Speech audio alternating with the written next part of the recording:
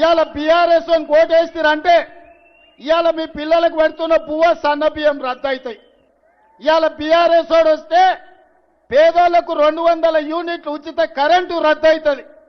ఇవాళ ఇక్కడ 25,000 మందికి ఇచ్చిన రేషన్ కార్డులు రద్దు అయిపోతాయి. ఇవాళ మా ఆడబిడ్డల ఆర్టీసీ బస్సులో ఉచిత ప్రయాణం రద్దు అయిపోతుంది. ప్రచారం చేసేటప్పుడు మేము కూడా ఎలక్షన్లు కొట్లాడినాం.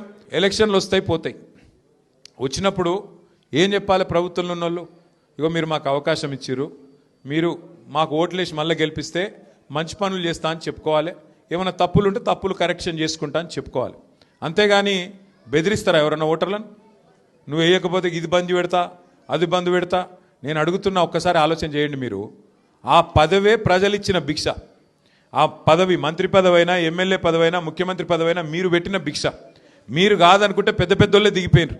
ఎన్టీ రామారావుని ఒడగొట్టిరు, ఈ దేశంలో ఇందిరమ్మను ఒడగొట్టిరు. మరి ఈయన ఎంత 3 ఫీట్ల మనిషి.